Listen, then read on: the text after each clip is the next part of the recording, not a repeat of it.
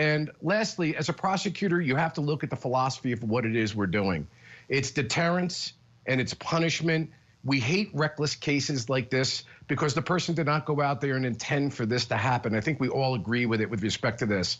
So what are we accomplishing by putting this woman in jail for 30 or up to 30 years? And why wasn't the charge maybe a little bit less, like endangerment or just regular manslaughter? This is all the discretion calls that prosecutors can make. And I think reasonable prosecutors could have elected to charge this case or not charge this case. Ultimately, this prosecutor decided to charge it and leave it to the jury to make a decision as to whether or not her actions were so grotesque that it was actually a conscious disregard for a known risk to a child.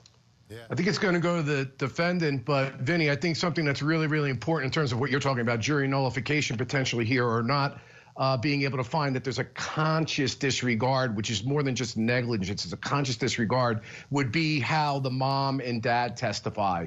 I think that that's going to be very, very important because in most cases, the mother, the daughter and the husband of the daughter would not want this case prosecuted. We just listened to a video clip where the mother is saying that the mother of the child is saying that her mother should be held accountable for this. And I think that that is going to be, if that comes across to the jury, which I'm sure it will, is going to be extremely important. And to Ann's point, this was a really close call on the 404B evidence with respect to admitting the evidence of the previous child. The defense is going to have to be extremely careful when they're cross-examining witnesses, in my opinion, or if they decide to put the defendant on the stand about opening the door where the prosecution is going to be able to say, now we should be able to cross-examine on that first instance. So, and look, nobody disagrees that this is not a tragedy, but the fact of the matter is, I hate to be direct and cold-hearted and legal about this, but the law does not penalize accidents. And whether you call it conscious disregard, which we do in Jersey, or conscious indifference, as my colleague is stating here, the fact of the matter is,